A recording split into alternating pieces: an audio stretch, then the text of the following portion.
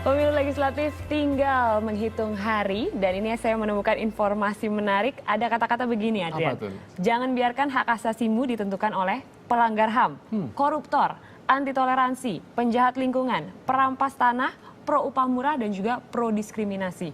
Dan kita akan membahasnya bagaimana caranya memilih caleg yang tepat bersama dengan Mas Ari Junaidi, selamat pagi, dan juga dengan Mas Erianto Nugroho sebagai aktivis dari Koalisi Bersih 2014. Selamat pagi. Selamat pagi. Selamat pagi. Kita nih ingin tahu, karena kan sudah sebentar lagi kan, Betul. 9 April di depan mata. Bagaimana cara kita memilih satu orang caleg tidak seperti membeli kucing dalam karung, Mas Ari? Iya, kalau membeli kucing dalam karung itu kita masih dapat kucing ya. Seenggaknya. Jangan sampai mengambil mangga busuk di antara yang semua tumpukan yang busuk. Jadi memang sangat sulit gitu ya. Lebih sulit memilih caleg yang bersih dibandingkan memilih calon istri. Artinya apa? Kenapa, teman? Ketika kita membuka kertas surat suara untuk wilayah Jakarta saja, kita akan disodori oleh berbagai pilihan DPD atau senator. Kemudian belum yang DPR RI. Satu partai itu rata-rata mencalonkan 6 sampai 8 orang. Artinya kalau 12 partai, kita akan memplototi wajah 6 kali 12 parpol ketemu angka 72. Itu baru DPR RI ya. Belum yang DPRD. Jadi masyarakat disodori oleh aneka pilihan caleg. Nama kali gitu ya, nama-namanya. Betul. Ya, betul sekali. Wow, itu tapi kita untuk tidak tidak tiba-tiba melihat dan memilih, kan banyak banget namanya. Meskipun ada satu misalnya yang menonjol di situ, kita tidak bingung tuh gimana? Ada triknya nggak, Mas Ari? Saya teringat dengan cara melihat atau memastikan apakah uang itu palsu. 3D Iya itu. 3D kan. Kalau uang kan dilihat, diraba, diterawang gitu ya. Nah, caleg juga sama sebetulnya. 3D juga. Jadi dipahami, dicermati, baru dipilih. Oke, Ini yang 3D. 3D ya. Kalau dari Mas Eri sendiri, mungkin ada tipsnya bagaimana kita untuk bisa memilih caleg secara cerdas? Iya, kita di bersih2014.net ada 5 hal ya. Kalau tadi 3D, Pak, ya. Kalau kita 5 hal. Yang pertama adalah kita harapkan publik itu aktif dan kritis. Jadi mencari tahu. Sekarang kan selain inisiatif dari KPU yang ada website, ada inisiatif dari masyarakat, termasuk kami bersih2014.net, ada Ayo Vote, ada Rumah Pemilu, ada macam-macam. Jadi kita harapkan publik banyak cari tahu. Yang kedua adalah mengenal track record. Jadi kita harus cari tahu apa yang pernah dia buat, sejarah track record dia seperti apa. Yang ketiga adalah bagaimana nilai-nilai atau value atau keberpihakan yang dia jalani sekarang. Yang keempat adalah visinya. Jadi apa yang dia tawarkan, dia mau membawa pemilihnya itu ke arah mana. Dia harus punya itu, jadi bukan orang cuma cari kerja, tapi harus punya tawaran. Yang terakhir adalah menolak politik uang. Kalau ada yang memberi uang, jangan diterima uangnya dan jangan dipilih orangnya. Berarti intinya adalah mengenal. Ya. Oke, di web Anda atau di bersih2014.net itu juga katanya berisi daftar caleg-caleg peserta pemilu legislatif 2014 ini.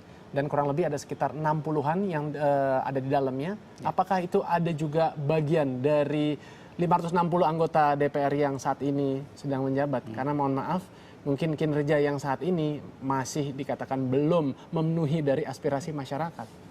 Ya, caleg yang ada di website bersih2014.net adalah yang sudah menyampaikan komitmennya terkait isu anti korupsi, HAM, kelestarian lingkungan, dan keberpihakan pada perempuan dan masyarakat marginal. Sampai sejauh ini semua adalah caleg-caleg baru. Sebagian besar adalah dari generasi muda yang mau berbuat sesuatu dan terjun ke dunia politik. Oke, ini caleg-caleg baru, tapi kita tahu datanya, Mas Ari, kalau 90% adalah 90% caleg petahana. lama. Betul, incumbent maju lagi. Berarti tidak ada harapan dong kalau misalnya yang masuk yang dibilang screeningnya lulus itu adalah caleg-caleg baru yang hanya 60 orang. Masih ada harapan gitu ya. Di antara ribuan caleg itu pasti ada mutiara-mutiara yang terpendam.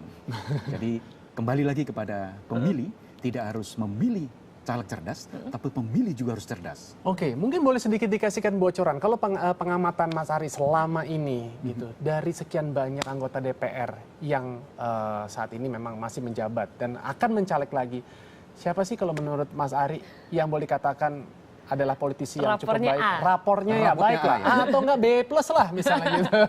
Sebenarnya mudah gitu ya kita mensigi caleg-caleg yang punya prestasi gitu ya. Pertama adalah betul tadi kata Mas Erik, jejak rekam. Ketika dia menjadi anggota dewan, apakah dia memberikan kontribusi pada daerahnya?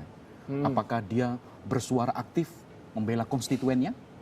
Atau justru dia malah sibuk dengan urusan tasnya, urusan infotainmentnya. Nah, kemudian yang ke depan yang harus kita pilih caleg adalah caleg yang benar-benar mumpuni.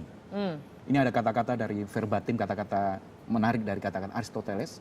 Lihat etosnya, patos dan logosnya. Etosnya dari kinerja dia, dari pemikiran dia, kemudian dari bagaimana dia memecahkan persoalan. Nah, ini kita bisa lihat gitu ya, anggota-anggota dewan yang sekarang ini.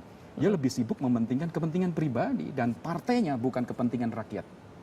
Oke, kalau misal bicara dari partainya sendiri, kalau menurut Mas Ari ataupun juga Mas Eri silakan menambahkan, ada nggak sih yang mencetak memang politisi-politisi yang boleh katakan cukup baik? Artinya dari partainya sudah apa ya? Screeningnya sudah baik. Sudah begitu. baik, sehingga kita akan lebih memudahkan. Artinya pada saat kita nanti memilih pada tanggal 9 April, kalau kita masih belum mengenal si calonnya, ya sudah setidaknya ini partai yang sudah cukup baik mempersiapkan kader-kadernya.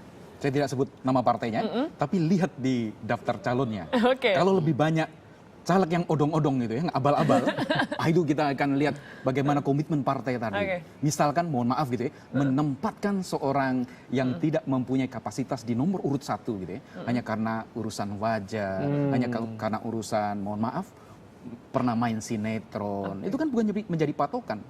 Lebih bagus kalau misalkan ada caleg misalkan, dia jadi tukang bengkel, tukang pekerja bengkel, tapi dia mempunyai kontribusi yang luar biasa daripada masyarakat. Yang penting kualitasnya. Kualitas. Kualitasnya. Perempuan yang tadi naik itu untuk mewakili itu, Mas, keterwakilan perempuan 30% itu. Sebenarnya kadang-kadang ditaruh di nomor 7, ini nomor urut nomor 1.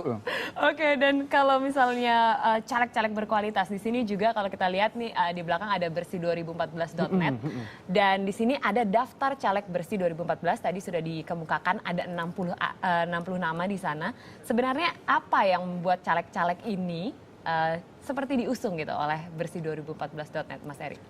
Ya, bersih2014.net itu digagas oleh beberapa civil society organization.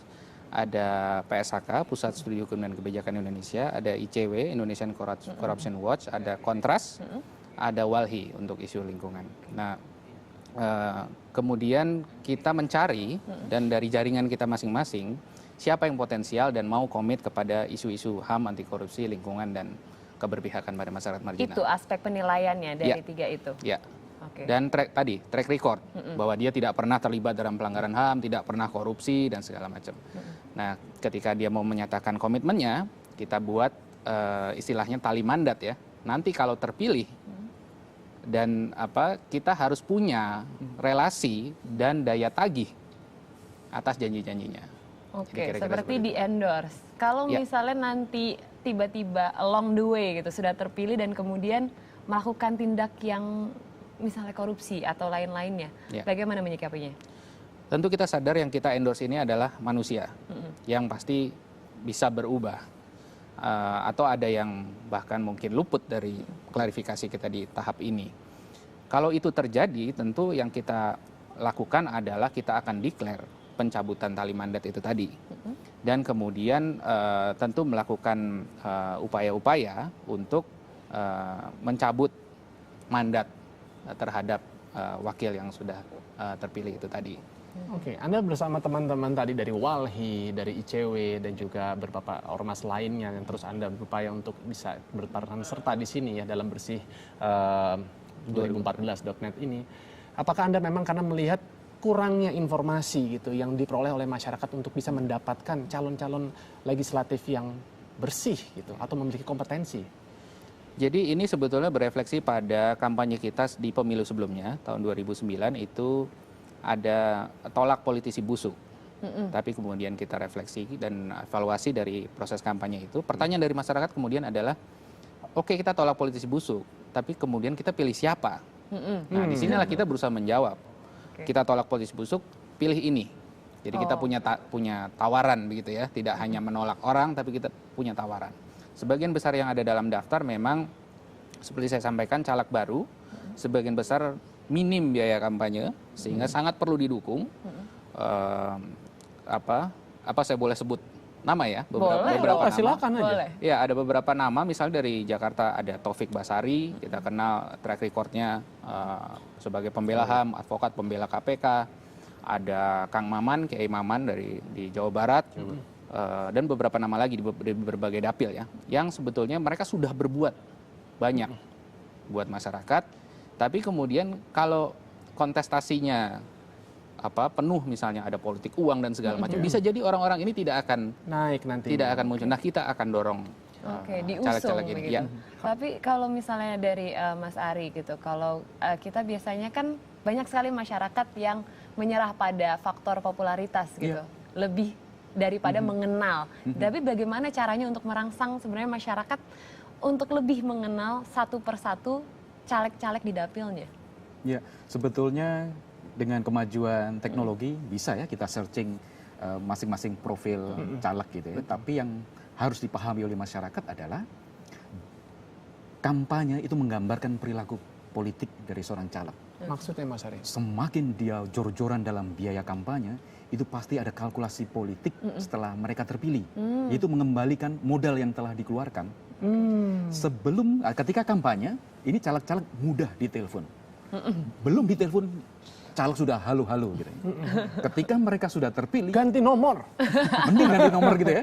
Ditelepon nggak bisa dihubungi. Katanya nggak punya gadget gitu ya. Nah ini kan luar biasa gitu ya. Jadi jangan pilih lagi caleg-caleg yang mempunyai catatan buruk gitu ya.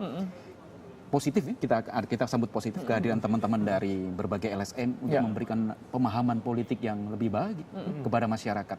Jangan salah pilih di 9 April nanti. Mengingatkan tadi apa yang tadi Mas Ari katakan, bahwa yang tadi disebutkan beberapa nama tersebut adalah orang-orang yang sudah berbuat.